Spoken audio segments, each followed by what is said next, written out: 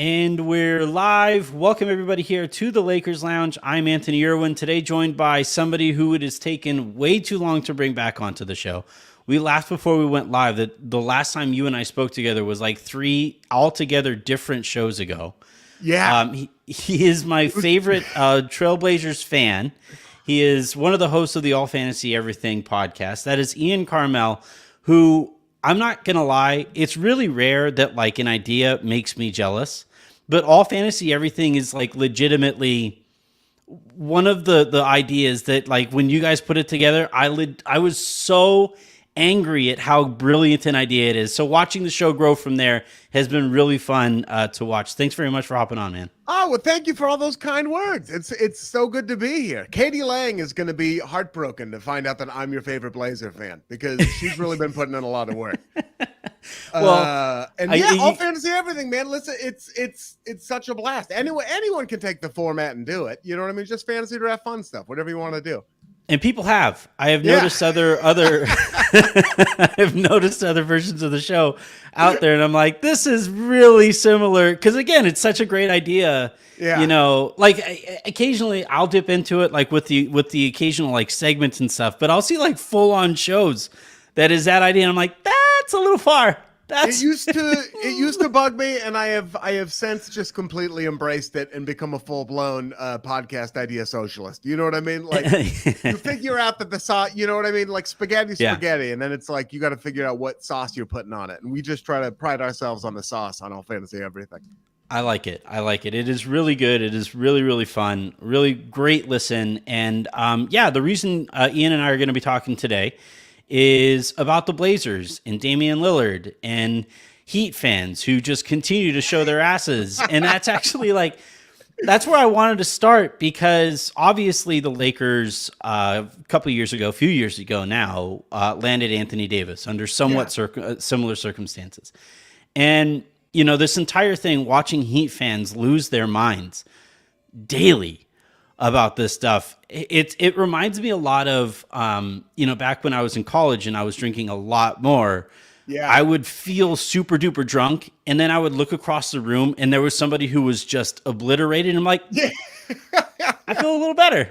Is that what I act like? You know? And so watching this all take place has been like it's made me way too self-aware of what I might have been like during the Anthony Davis saga, but also I feel like they've taken it places that I was not prepared for it to go. It's gotten, first of all, I need to say, just as a caveat, there's a lot of really great Heat fans where there's like a lot, you know what I mean? Like as a Blazer fan, you know, I've definitely sparred with Lakers fans online. And fortunately, every now and then, only when I've had too much to drink, but fortunately, I live, and maybe this will get me in trouble back in Portland, but I live in Los Angeles, and I know you. I know like a lot of like in-person actual Lakers fans where I'm like, this seems like such a crazy thing to have to say, but I'm like, these are good people. But not only that, these are like really great, like very smart, thoughtful, like basketball fans. And there is for certain that contingent of like Miami Heat fans. My friend Dan Hernandez is one of them, but like, Jeremy Taché, like that. I hope I'm pronouncing his last name right, but like, there's some really smart like Heat fans, of course. But like,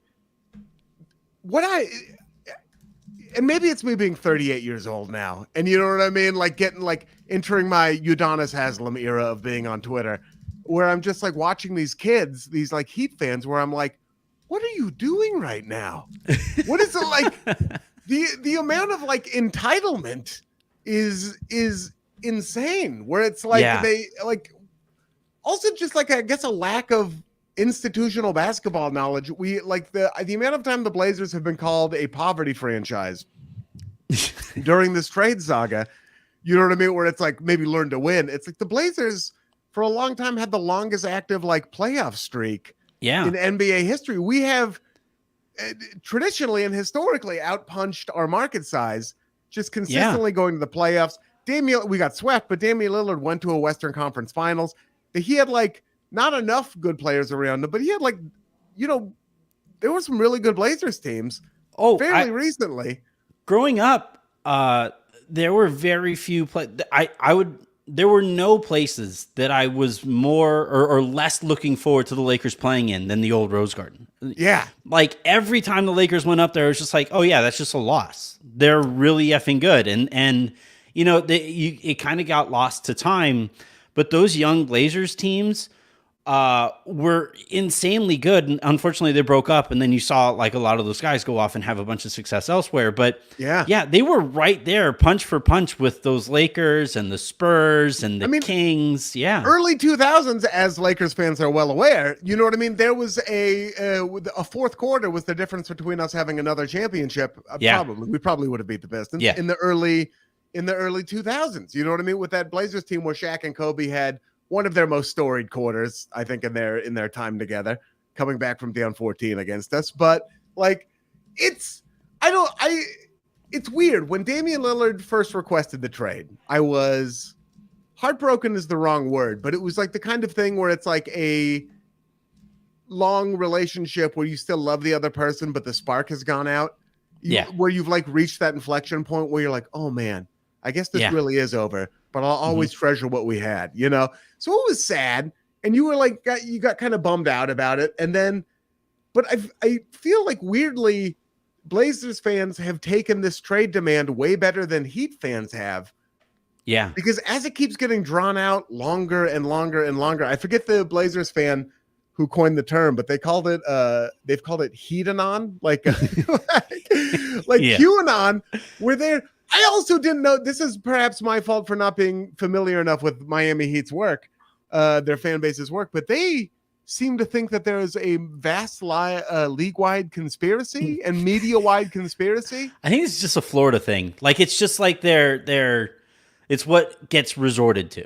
It's just yeah. But it's, I mean, they're the Heat, like LeBron and Bosh went there like recently, you know what I mean? Shaq pushed his way to the Heat. Like, I wonder if they realize how fortunate they are. They don't have a state income tax. They're in one of the best cities to be in if you're like a young millionaire, you know? Like, I don't care for Miami that much, but it's because I sweat easily, and Miami doesn't make that, you know.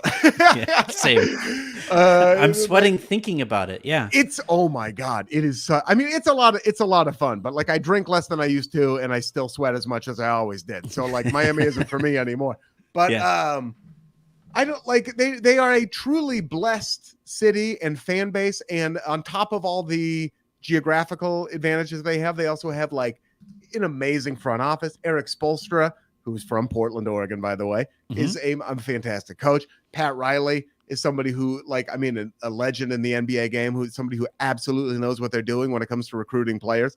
All that they're like this. And maybe this is what happens. Maybe they are the rich kid laying on the floor in the toy aisle, you know, screaming, snot flying out of their nose, face red, because they can't get, you know, a whatever, a Bluey toy that's slightly different than the Bluey toy that they already have 4 copies of at home. That's what it kind of seems like right now. Have some dignity. There's a lot going on, and like I actually kind of wanted to start with like the trade offer itself, right? There's just this outright disconnect between people who are a little lower on Hero, having seen that the Heat just took off right when he got hurt. That like there's some concern that maybe that guy doesn't help winning basketball. Yeah. You have some draft picks that the Heat, an organization that is absolutely against tanking, you know, so those are always going to be in like the 20s, so those aren't as valuable. Nikola Jovic, who like people are like, well, he was a first rounder, he barely played in the playoffs, so that's something when they were super thin and they wouldn't even play him in the playoffs. Yeah. So that's not exactly awe-inspiring. And then on top of all of that, the part of it that like has driven me the absolute most insane listening to the discourse is Tyler Hero doesn't make sense for the Blazers specifically, because you already have Scoot, you already have Simons, you already have Sharp. You need like athleticism and size, and he is neither of those things. So like on no level here, like the idea that Heat fans are demanding us all respect the trade offer, I'm just like, What are you missing? It- How can you be missing this? It's crazy. And like again, there's like there's also the group of people where we're all like, okay, they need to find a third team, and everyone agrees on that. But if they don't, like, listen, there's no like I feel like there's also to an extent in the discourse, Tyler Hero has become maybe slightly undervalued. Like, I mean, the man like nails catch and shoot threes, especially open threes, to the point where maybe the Heat should keep him if they like him so much. But like he is the opposite of what the Blazers need right now. The trade package itself, we need the ball in Shaedon Sharpe's hands. We need the ball in Anthony Simons' hands to see what we have there. You know, and we definitely need the ball in Scoot's hands. This guy third overall. Third overall, who is a natural point guard. And we don't need the Blazers to turn into also, I don't know much about Tyler Hero as a man or a person, but he doesn't strike me as the kind of person who's going to be like excited to build a home in Lake Oswego and start raising his family. You know what I mean? In like the outskirts of Portland, Oregon. The guy has like, you know what I mean? Like tattoos on his collarbone, like he's a SoundCloud rapper. I just feel like he's not going to enjoy living in Portland. And I don't want the Trailblazers to turn into his, 2-year showcase or however many years he has left on his contract, 3, whatever it is, to be like. I don't think he would be there for the entirety of that deal either. I don't think he would be. And I don't want our team, when that ball should be going to the younger players, to be Tyler Hero puts up 30 points a game so he can force his way, to another destination. Yeah. Leaving us in the lurch. He's just not right on any level. And then the other thing, like you brought up, the amount, if I have to hear Jaime Jaquez and Nikola Jovic are first round picks again. We can go anywhere that you want in this podcast. I am perfectly fine talking about, but if you say one bad thing about Jaime Jaquez, we might have some problems. The man is fantastic. I can't wait to watch him play wherever he ends up in the NBA. The facial hair is on point. The hair is on point. The man's game is beautiful. He's also another dude who kind of like conflicts with the young players we already have a little bit. And he's older on the timeline than we're looking for right now. The Heat should hold on to that guy because they're ready to win right now. That would be fantastic. And I just like, man, it's like saying Jovic like, trips me out. Jovic makes me laugh out loud. They're acting like he's the other Nikola. Like it's crazy. They're like saying like, I'm offering you these Jordans. You know what I mean? We're trading shoes and you've got like this beautiful pair of like, I don't know, whatever. Like you've got the Travis Scott 4 Cactus Jacks, you know what I mean? And here I am offering you all these Jordans. And it's like, yeah, but you're offering us like these team Jordans. You know what I mean? Like with like, I can only wear one shoe at a time, and you're giving me 73 different pairs of shoes. Yeah, and they're all kind of dreck. They're all mid, like stuff you could wear at 24, but you would never, to use a bad metaphor, but you would never wear like if you were trying to get an outfit off. But like, I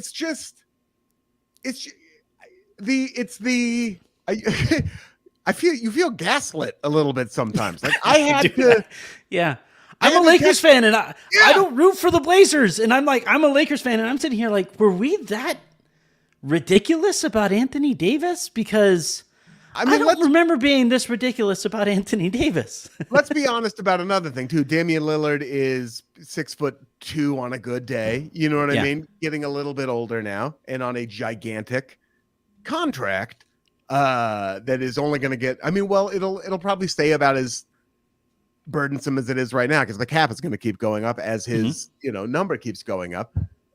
So it's a little bit of a different situation than Anthony Davis, of course, but like I don't know. He's also really, really, really, really good at basketball. I feel like coming off of his best year, like he had his best year last year, and he's a murderer, dude. Like I mean, when he ends up on the Heat, which I assume is going to happen one way or another, like, they're going to realize that like he might be short, he might be older, and he might have like a burdensome contract, but this dude will rip your guts out. And if there's a reason Jimmy Butler team, wants him. Right, exactly. There's a reason that and it's a little weird to me that other teams, because he's also, I know him a little bit, and having watched him for years and years and years, he's not the kind of guy who's going to not play. He's not going to pull a James Harden. You know what I mean? Yeah. You're not going to see him at like a Vegas buffet at like 2 in the morning. I hope I would, because I want what's best for him. I would never want him to end up, on this version of the Detroit Pistons. But if he did, he would go there and lead them to like 36 wins and, go for 32, 8 and 5 every night. It would be amazing. So I am a little surprised that other teams aren't like trying to trade for him, but it's just a lot of those teams spent their powder. Like the Timberwolves would probably try. But they made their moves last season, and when you look around, I guess there aren't that many teams left. But I kind of wanted the Clippers to get involved. I want, like, just from a basketball fan standpoint, if you swap Lillard and Paul George, and you can have whatever assets going whichever direction that you want to send them. Additionally, Paul George makes a whole bunch of sense with Portland's young core. He's the long wing who can handle the ball a little bit, and he can help you defensively. Dame goes there, and he's the on-ball creativity that the Clippers have been like desperate for since Kawhi and Paul George got together. I'm like, if this was 2K, this would have been done already. The Clippers would be ecstatic with that. I have to, as a Blazer fan, I have to say I wouldn't be a huge fan of us getting Paul George right now. Oh no, I understand. Yeah. He's a bit of a joke. Yeah. Well, I love Paul George. He's just like injured all the time and like not on the timeline at all. And he would probably be pretty unhappy. Although there's a lot of great fishing in the Pacific Northwest, so he might be pretty stoked on it actually. But like, I don't know. I just think if we're gonna ultimately, the Heat might end up being the package we get. And if that happens, whatever. I'm gonna root for Damian Lillard like no matter what, just because I love the time we had together in Portland, but like there are if Utah, I think like it kind of seems like Portland might need to now, and this is their right as like the team that holds his contract for a long time. They might have to go into the season. They might have to wait and see like which teams are better than they thought they were, which teams are like maybe start to get desperate to build around their superstar. Like what's going to happen in the season, because if right now the Heat is the only offer on the board, it's not going to get done. It's not going to get done. And this is another part of the discourse that I always thought was strange, which was like, Portland doesn't have any leverage. And Portland has the only leverage here, really. The Heat are the ones with like a ticking clock, right? I mean, they're the ones with an aging Jimmy Butler. They're the ones who let, like some of their best young players go, in the offseason. And all of these guys, Hero, Jovic, Jaquez, like all of these names that are going or would be going to Portland have been hearing their name in these trade negotiations all summer long. Yeah. So it's not going to be like the notion that it would be super duper awkward for Dame to go back to Portland, the city that he has made home for the last 20 years or so. But it would be super awkward over there, but not at all awkward for these guys who have been basically wearing Blazers jerseys this whole offseason online. I think that'd be a little awkward too. And then like the other thing, the Lakers did this last year with Russ, and the notion, and trust me, I was losing my mind over it too. But the Lakers said, at the time the market was dictating and demanding that they include a first rounder to move Russ's contract and another first rounder if they wanted to get help on top of landing Russ. And they decided, nah, we're good. We'll just enter the season with him. And it was a disaster. It didn't go very well. They started 2-10. But in waiting, that price came down. They only wound up having to make move the one first rounder. As a result of that, we're able to draft Hood Schifino this year. But waiting, even though it was completely illogical and I was pulling out my hair while it was going on, waiting kind of served them. And I think for the Blazers, they're probably going to look at this too and be like, their offer isn't going to improve. It literally cannot improve. We know what we're going to be getting from them, so we may as well just wait. And if it goes into the season, it goes into the season. And what are if the Heat want to try to spend that asset cachet on, like, I guess trying to get James Harden or maybe some of these other players that come available, God bless, James Harden taking their fitness test. Good luck with that. Yeah. Good luck with him in Heat culture, man. So like, the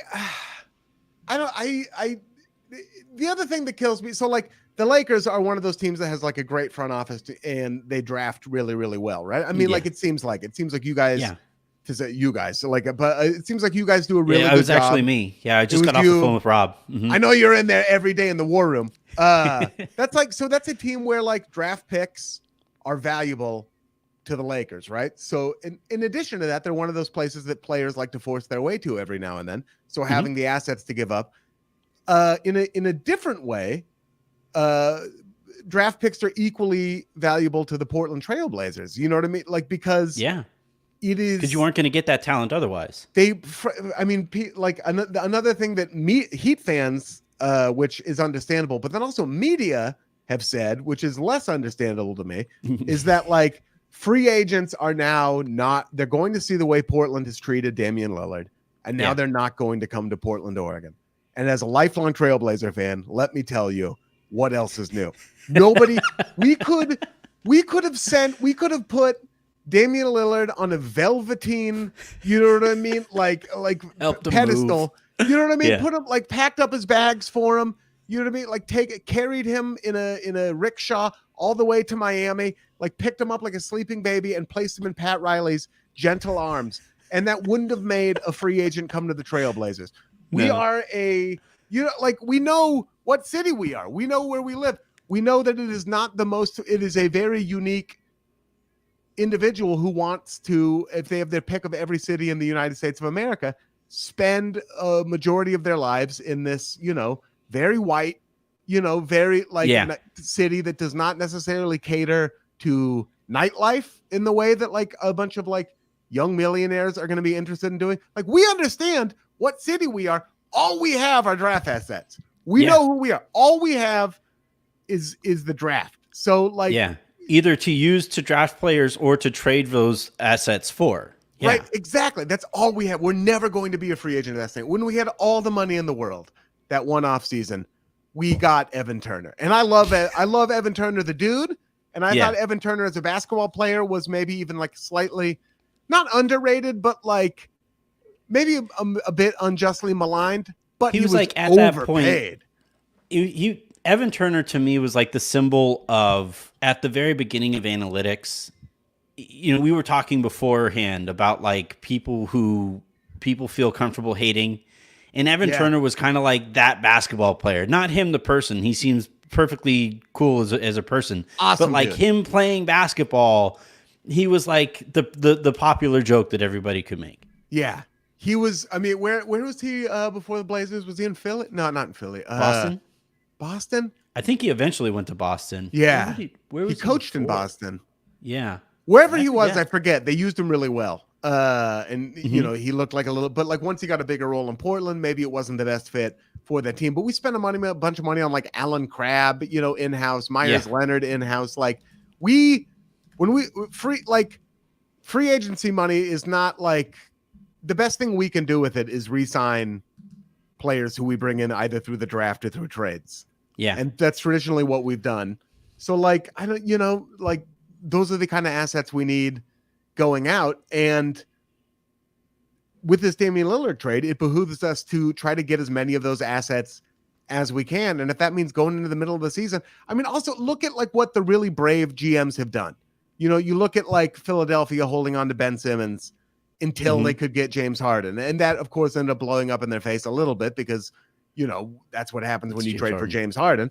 But like, it's better than what would have happened if they kept Ben Simmons. They had a puncher's chance, like James Harden even had a couple good playoff games for them this last season.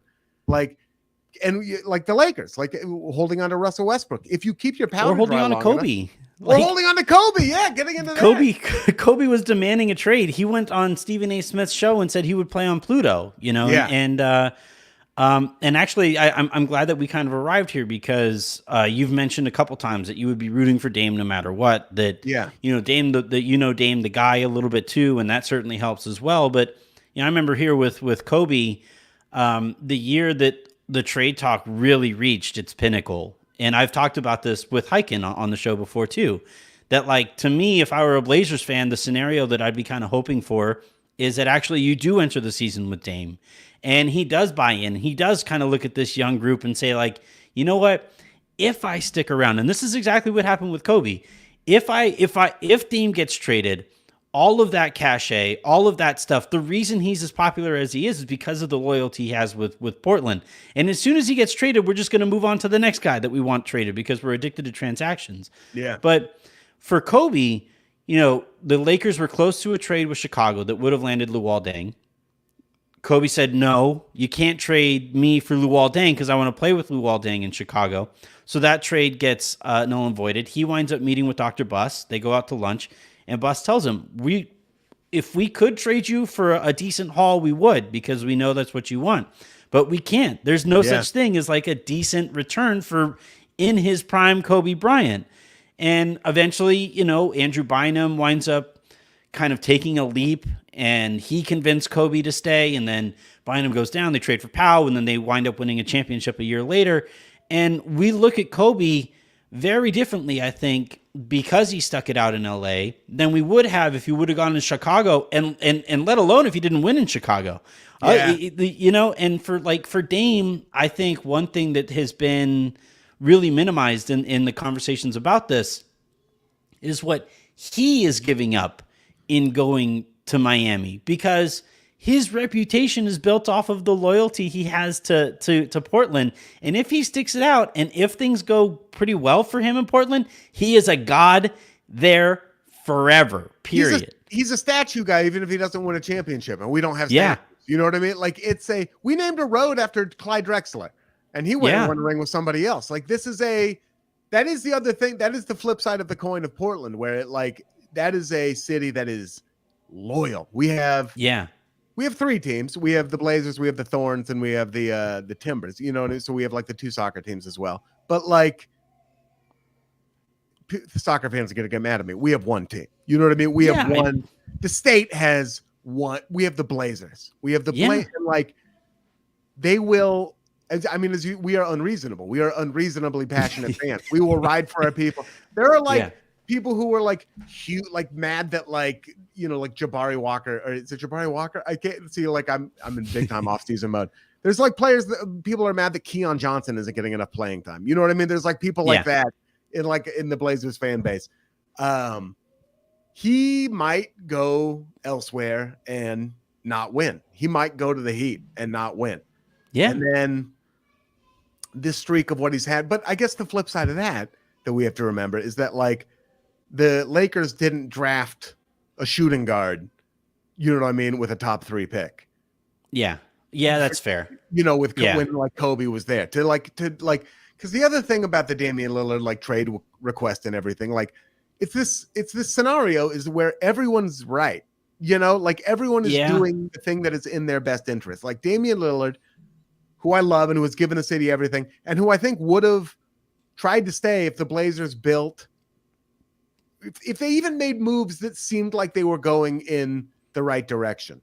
Yeah. Now we can look. We aren't privy to what Joe Cronin's offers were for this, the Scoot pick or for the Shaden Sharp pick last year. We don't know what that was. We don't know what he's been offered for Anthony Simons. So we don't know what those moves were.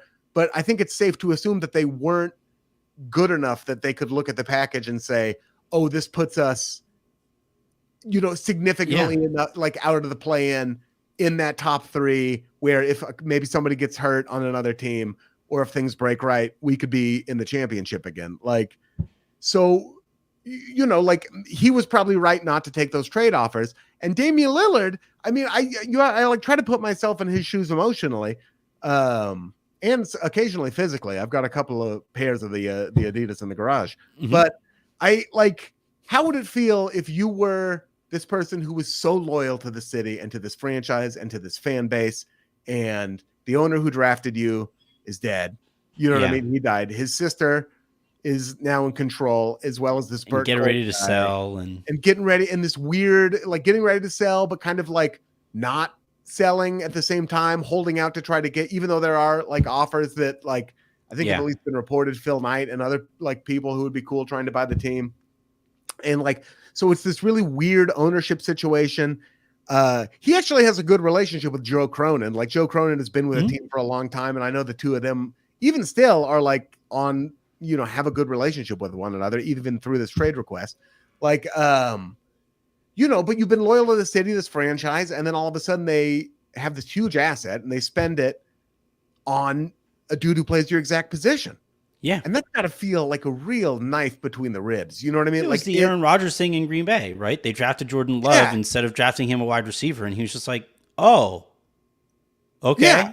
What are you doing? Right. Like it hurt. It hurt. Like, but they also didn't really have a choice. Exactly. They didn't. Like everybody has done the right thing with the opportunity that was in front of them. So like even to maybe except for Aaron Goodwin, but like even to Dame requesting a trade, like that is, and saying he wants to go to the Miami Heat. I mean, for God's sake, I am less of a fan of I am a fan of like Damian Lillard, and I hope he gets what he wants. I am a little bit less of a fan of like the player empowerment stuff in general, because I do, especially as a lifelong fan of like a small market team. Like, I don't know. I have like my, James Corden is my former Boston friend, and he's a West Ham United fan. And I worked with a few other West Ham United fans. They're a Premier League soccer team who are middle of the table, sometimes lower end of the table, sometimes, high, never the very top, but sometimes towards the top of the table. Very Blazers-y. They're actually a very Blazers-y team. Yeah. So, but like Premier League teams, and I think soccer teams in general, like all end up becoming farm teams for the really, really like big teams, like, and that is kind of, and then maybe once half a century, they go on some magical Leicester City run and win the league, or something like that. Maybe if they're lucky, maybe half a century, one team does that, like, and I don't want us to become that because, like I enjoy watching the games. I like if this Blazers team beats the Lakers a couple times next year, I will be talking shit and ecstatic and like over the moon and just like on cloud nine. You know what I mean? The way you guys probably feel when you win the championship. I'm not a feeling I'm familiar with, but like it will feel amazing. But like, I don't want to like look at our young players and be like, ooh, I wonder what we'll be able to get for Scoot once he gets really good. Like I don't. So like the player empowerment thing, like I like a little bit less, but that's a long divergence from saying everybody in this situation has done the right thing. Yeah, the player empowerment thing. We'd be here for another hour or so. So we don't have to go too far down that path. But the player empowerment thing, the thing that has driven me really kind of insane, especially is specifically with like James Harden, right? Yeah. I understand it with Dame that like there is a sense that you do right by the guy who has done as much for the city as Dame has done for Portland. I get that. But like this notion, I had somebody tell me in my mentions the other day that like Philly owes it to Harden to send him to Clippers. And I'm like, what the fuck? So it's insane. In what world? Like, he could have been a free agent. Exactly.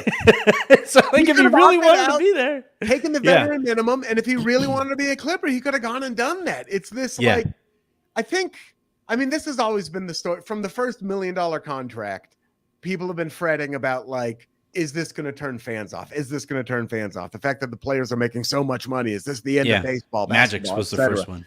Yeah, right. Exactly. $25 million deal. $25 million, like $1 million a year. Who does he think he is? Can you believe it? Yeah. But like, I do worry a little bit, like, and maybe the NBA 2K-ification of like, and like, God knows I played that game and have since I was like a youth, but like the idea of like us being, like you said, addicted to transactions and like, and moving players back and forth all willy-nilly, like, but I do think there's something, really special, at least speaking as a Blazer fan, like when I was growing up having those like Clyde Drexler, Terry Porter teams, there was something really special about like watching those guys on that team for a long time. And there's been something equally special about watching Damian Lillard through, like thick and thin. And there's been thick, like there really has been. Like I personally watched him, hit the shot over Chandler Parsons in Houston, and on TV over watched Paul George and over Paul George. Like there have been some really beautiful moments with that player, and I think as like a sports fan, you have like, well, there's who knows why people like it, but for me, there's like a couple things. I think there's like two roads you can you can really enjoy the championships and enjoy like watching that and get really attached to that kind of thing. And maybe if you're a fan of like teams like the Lakers or like the Celtics or, you know, I guess the Heat, even to an extent, like where that is their identity. That's their identity. And that's like a consistent apple, like, and it's attainable. Or, you know, there's these teams like you're fans of like maybe a smaller market team. And like, you got to live for those moments, you know, and you have to live for like attaching yourself to these players and becoming emotionally involved and becoming like a little bit unreasonable. And like, this is for sure the relationship because with Portland has with Damian Lillard, partially because he has been one of the, not few, but like a handful of players who has reflected that back and then some, who has been about loyalty and who has said, I'm not going anywhere. And like, you know, like that's another really special thing. And I worry that like, again, Damian Lillard is a player who is by all means, like, I think earned the right to say, hey, this is not the situation that we talked about when I signed that contract. And this does not reflect the reality I thought I was going to be. And I'd like to go elsewhere. I think he's kind of earned that. But if we have that too much, you know, players, like if he would have done this, like so many people were saying like Dame should have done this 3 years ago.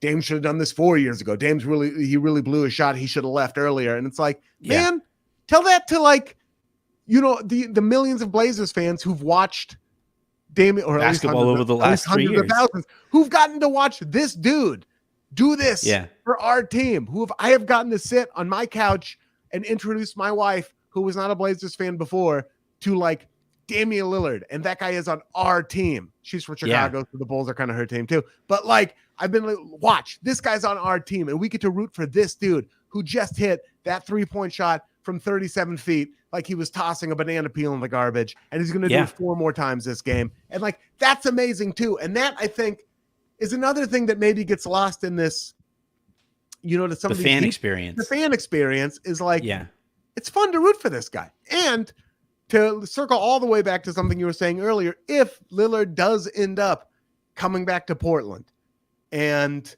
if that's something that ends up happening, I'm not holding my breath. And I don't even know if it would be best for our long-term prospects as the team, but I'm going to be rooting for him. I didn't burn my jerseys. I don't know a single Trailblazer fan who did, you know, like we will be happy. I think for the most part, I'm sure there's, you know, some fringe people who are like, get this bum out of here, but like, I think we'll be happy to keep supporting that dude. And rooting for him, because for, you know, smaller market fan bases, that is our, like, eventually either you become so frustrated that you stop following the sports, or you learn to live for those moments. Yeah. You know, I'm a Vikings fan. Like, okay. Yeah. You get it. So like when we had the Hail Mary that we had over the Saints. Now, unfortunately, my wife's a Saints fan, so I didn't get to enjoy it as much as I maybe would have wanted to. That's rough. But it was a quiet couple nights. I'm sitting there like listening to Celine. Remember back then we were putting like every sports moment was being put to Celine Dion. Yeah. So I'm like listening on my headphones, like hoping she doesn't hear me listening to Celine Dion on repeat. Oh, that's so funny. Was that a purple and gold based decision for you? I was young enough that it was. I was, you know, when I was super young, my dad to this day says it was like the funniest day of his life. It was because he knew that like the Vikings were just never going to win anything. But yeah, I was really into them because of the colors when I was a kid. And then when I really started getting into sports, that was the year that they had like the Dante Culpepper, Randy Moss, like Robert Smith team. And it was such a really fun group. That team on Madden, dude, just like send him on just a straight down the field and like he became a verb. Yeah, he's a verb. Like, you got mossed. You got mossed. You know, it was one of those things where it's like okay, sure, that works on Madden, but what about in real life? And it's like, no, he does that in real life. Yeah. It looks cooler in real life, actually. Yeah. But yeah, like to your point about like living for moments, he's like, I've never even seen the Vikings in the Super Bowl. Yeah. And I really think it makes me better at covering the Lakers because I can relate to the idea that like we aren't owed championships. We aren't owed those like the pinnacle. We aren't owed that. Yeah. And like as you know, listening to you talk about like loving moments as a Blazers fan, it was really cool. But I do want to spend some time and segue awkwardly to what SAG-AFTRA is going through really quick, Oh yeah, and talk. Yeah, and the WGA as well. yeah, I want to, I've been a part of, now we didn't wind up having to strike, but we did agree to strike as part of our negotiations with Fox. So, I haven't quite been in your predicament, but can definitely relate to the idea of, kind of ghouls at the top of the industry, not considering labor important Yeah. at all. But yeah, I just wanted to just kind of get out of your way and let you bring attention to what's going on here. Well, so just in case people are like completely naked to it, the Writers Guild of America and the Screen Actors Guild and whatever AFTRA stands for. I'm a member of it. I should know better. It's actors for theater, film theater, actor, film theater. The R is really good at acting. RA, really good at acting. Yeah. Actors, film theater, really good at acting. We're on strike right now because our contracts came up with the producers, the AMPT, whatever it is. And WPAT, basically, yeah. it has become a less. So one of the ways that traditionally television writers, actors, a lot of those people have been able to make a decent living.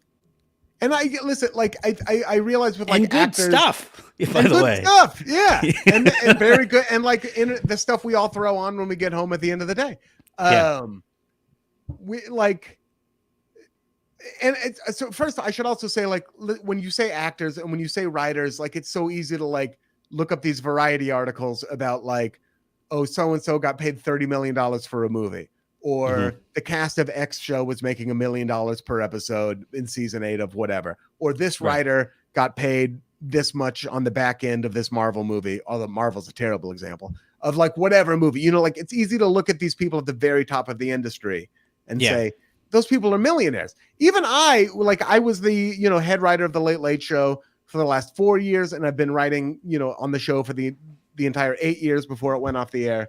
And I've been very lucky. But like the regular working writer and working actor is somebody who is very much in the middle class, and many of them in the lower middle class, and especially in LA, which is a very expensive city and the city we have to live in to work. And especially lately, as things have changed, because one of the ways that we were able to make a living is through residuals, which is a show would air, which we got through striking previously. It's when a show would air, you would get paid, for the job itself, right? If I got paid to write an episode of Frasier, I got paid that money and then it aired. And then every time it re-aired and the network was able to sell more commercials and make more money off of it, I got a tiny bit of that money. And that added up, and if it got sold so they could show it in China or the UK or Australia, and they made a bunch more money on that, I got my share of that money as well. And those were the checks that would sustain you between projects. And as television has made the jump from network and cable to streaming, where repeats of things and rights are not really calculated the same way they used to be. You could watch the same Office or the same episode of The Office or even a new show like Abbott Elementary 60 times on a streamer. And that writer will not get paid any more money because it's not considered a repeat. It's just considered somebody watching that show again. And the streamers are throwing up their hands and they're saying, we don't know how to accurately calculate how many times something gets watched, blah, blah, blah, blah, blah. We can't afford any more money. Basically, they're not even coming to the bargaining table anymore. And so in addition to us not making residuals anymore, there's also much shorter orders for television shows. TV shows used to be sometimes, 15, 20, 22 episodes. Now they're like 4, 5, 6, 8 episodes. I mean, how many episodes was The Bear? Like 7, 8 I was just going to bring up The Bear. Yeah, it was like 8. 8 episodes, a massive cultural talking point, like a huge thing that like everyone was talking about. Even Succession, these are like short show orders, Gemstones just ended the other night, and I was like, wait, did that just end? Yeah, everything's like, exactly. They're all miniseries now. And so like, that's less time in the writer's room, so you're making less money on that contract. Oftentimes the networks are also doing this thing where they're convening like mini rooms where they'll bring people in to like break story and then fire everybody and then just let the showrunner write all these episodes. You know what I mean? And so they like get paid the bulk of the money, but they're doing so much work that the quality of a lot of the shows is going down. And then also these people, these showrunners who aren't making money commensurate to the work they're doing are also like working themselves to the bone. So basically the entire game is fucked up. It used to work. And what has happened is like Wall Street has crept into the entertainment industry in a way that has become unsustainable, where all of these studios are turning a profit. And even some of these streamers are turning a profit, even though they have leveraged themselves, you know, to fucking like get out. They did that to themselves to try to, again, continuously show growth, because it's not enough to just be a profitable business. You always have to show growth. And there is a wall, because there is a finite amount of people on this earth and a finite amount of time they can spend watching TV. So they're crying poverty and saying they don't have enough money to pay the people who are actually doing the job, who are creating the only product that these people sell. And they're saying, we can't pay you enough money that you can make a reasonable living. There are people who work, it would disgust you. There are people who work on successful TV shows who are on food stamps. Not that there's anything wrong with being on food stamps. If you're struggling, if you're in between jobs, that's fine. But these are people like at the top of their craft or near the top of their craft who are like struggling monetarily because the system is so fucked and it's so built to punish the people doing the actual labor and only reward the people who had enough money to get in on an investor level in the first place. It's just like yet another example of like the people who do the work getting screwed and the people who make money like sitting back and counting more and more money, and all they don't care about the people doing the work. All they care about is having a little bit more money than their next richest friend. Well, like it's also, I would add on top of that, it's not that they don't just not care about the people doing the work. It's that they don't even necessarily care about the work itself. Like the caliber of the work, the caliber of these shows, like I love The Bear. I love Righteous Gemstones. I love Succession, right? Yes. I wanted more of that. Like why we could have had we could have had, you know, in when I was growing up, that would have been a 15 show run. Like each season would have been 15 episodes. And you know, because we've decided, and like some of it is like storytelling wise, they've decided to trim more fat and they've really tried to like streamline some of the stories that they're telling, but also like I want to just spend more time with those characters. And the decision to not spend time with those characters a lot of time comes down to these Wall Street people who the creative aspect of it, they have no idea about, have no interest in learning about it, and have thus like just decided, now we're going to make those shows shorter now. Like we're just going to make those shorter and cheaper now. And they've bought, and they like, I forget, it was like last year or 2 years ago, they put like, there was 600 different dramas on that you could watch. You know what I mean? 600 different like new shows that they bought. And that's, again, just them, like on one level, that's like, money I laundering. guess it feels like money laundering. It really does feel like money laundering. On one level, it's good for the industry because like a lot of different writers got to work for a little bit of time, but none of them in a sustainable way. None of them in a way that was like, okay, you work on this show and now you can actually, hey, maybe start paying down your student loans. Maybe you can actually like, you know, put a little money in the bank, or God forbid, buy a house, you know, like, and that's because again, they had to show infinite growth, and it wasn't putting money into sustainable things. It was like, to pick or developing those sustainable things. Right, exactly. It was them. I'm just pulling this name out of a hat. They're not any better or worse than others. They might even be better. But like Paramount Plus, it was about them saying like, look at these 15 new shows we have, you know, and like hopefully each one of these. The other thing they do is they've got everything down. Speaking to your wanting to spend more time with one show than another, they've done studies that show that after 2 seasons, a show will not bring any new subscribers into a network, onto a streamer. So that's why you're having shows end at like 4 seasons. Exactly right. And why? So what Netflix does with contracts sometimes, or what these streamers, let me protect myself legally and liably.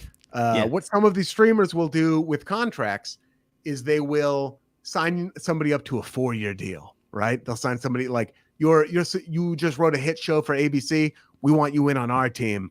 You know, you were a writer on Abbott Elementary. Come do a development deal with streamer X, and you come in there and 4-year contract. Year 1, it's a little less money, right? But if it goes to a second season, you get a little bit more money. And then if it goes to a third season, you get this $1 million bonus, you know, and if it goes to a season 4, you get this $5 million bonus. And you hear that as a writer and you start getting these like dollar signs in your eyes.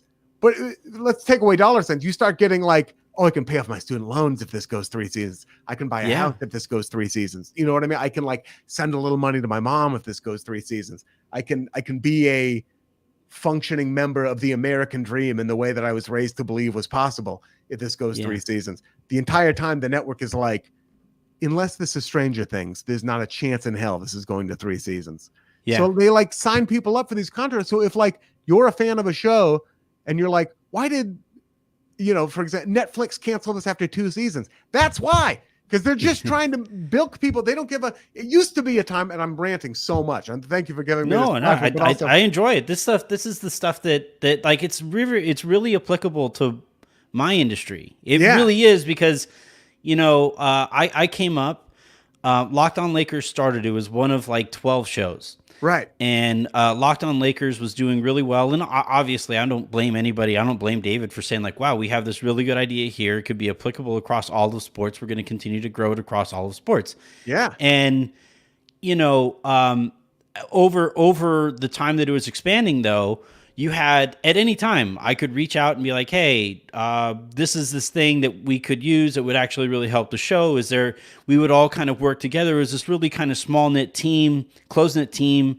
And then over its expansion, it just became like I had to talk to 43 different executives. Yeah. You know, who were all making like, you know, I remember, you know, forever, it was just like, yeah, in order to make like decent money and support Jen while she was in grad school, Locked On Lakers had to just kill it, absolutely kill it. And it was doing really well. But then we kept on hiring like the CFO and the COO, and we're hiring these like full-time executives. And I'm like, you know, it'd be nice to work full time. That'd be kind of cool. Like, I'm supporting the growth here. Like, can we, and that expansion is just like that like top down building that I encountered there. I listened to what, you know, my writer friends, and, you know, it's a weird crossover between stand-up and sports coverage. It's one of the funnier things in this industry. And I listen to people talk about it and I'm like,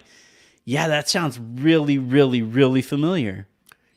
Absolutely. If you want to be one of those people who thinks we're communists because we think that the people creating the content should share in the profit based on the content, like, I mean, I guess God bless and good luck with that philosophy in life. But like, if you look at some of the best things that have ever been created, whether that is sports writing or sports podcasting or television shows or companies, tech companies, whatever it is that blows your dress up, when the people helping to make that thing can feel some sense of ownership and responsibility in that product, and they are going to work harder if they feel cared about and taken care of, and they're going to make better things if they feel that sense of ownership. And if you feel like you're a cog in some gigantic machine, like you're just not going to make stuff that's good. Yeah. You know, or at least as good. Like, and that is not asking for too much. There used to be a time in our industry when like the executives at the top of the chain don't get me wrong, fucking executives. And a lot of them had other problems out the wazoo that had nothing to do with their talent as executives, and they were just bad people. But like, but they cared about television and they cared about movies, and they like had big opinions, and they watched it, and like they opened Variety in the morning instead of the Wall Street Journal. And then they opened the Wall Street Journal. But like, you know, like, and that's a good thing to have. It's a good thing to have people at the top who actually care about the thing you're making and don't see it as just another, you know, like they don't want to like cow that can be milked, you know, a cow that can be milked. The entertainment industry should not be a server farm minting, you know what I mean? Like currency. No industry really should be. Yeah, it's, you know, I've been obviously really pulling for the actors and writers. I actually find this whole situation hugely unique because writers and actors are striking at the exact same time. And that's before, I think. it's and I can tell that it's a super unique opportunity because a lot of the publications that a lot of these executives have ownership over are really framing things in a pretty volatile way. And I'm like, oh, they're feeling the pressure. Like I saw a headline the other day. It was like local businesses closing because of striking from da da da. And I'm like, oh, they're actually nervous. They're sweating a little bit here, and I'm really rooting that this opportunity gets taken advantage of. If you apply any critical thinking to that, you're like, a sandwich shop closed because they're striking, which means these people can't afford a sandwich anymore. Yeah, like these writers and actors can't afford to buy sandwiches. Then things must be pretty dire. If they've been on strike for the actors for less than a month and the writers for about 3 months and some change now, like if that's all it took for them to not be able to afford a bowl of pho, an ice cream cone, then they must be in pretty dire straits, and they should probably get a contract that better protects their ability to be functioning members of a society. So I completely agree. Again, really rooting for everything going on there. Also want to, before we get out of here, plug your stand-up comedy that you were touring, doing with, you can see his there at the bottom at Ian Karmel, which is where you can find tour dates if you follow the link tree there. You coming out to Austin anytime soon? I am coming out to Austin. Hell yeah. All right. Hanukkah. I'll be there December 8th and 9th at the Vulcan Gas Company. I hope to see you there if you're in town. There's no Laker games. Maybe one of those nights. So I'll be there in December. I'll be in Vancouver, BC at the end of November 30th through December 1st to 2nd. Portland, on August 15th, doing a big charity show for a children's theater. Me, Kyle Kinane, Sean Jordan, some other people, Shane Brendan, Imani. And lots of dates in the future. I'll be in Fort Worth. I'll be doing a lot of stand-up in the future. So, at least as long as we're on strike. So come out and see that while you can. I will. When Fort Worth is also kind of sort of close, but definitely Austin in December. I'm looking forward come to to that. Austin. It'll be the same act in Fort Worth, I imagine. Maybe a few new things. All right. Well, thank you very much, Ian, for hopping on. It's always a blast. I am not going to wait 3 different shows in the future to talk to you again. Yeah. Get me on the next iteration. Eventually it'll be a new show every episode, and then I'll just come back all the time. I just have like all kinds of alliteration having to do with L's. So Lakers Lounge, Lakers, I don't know, Lab. I don't know. Lakers Lab. Yeah. We'll talk to you soon, Ian. Thank you very much for hopping on.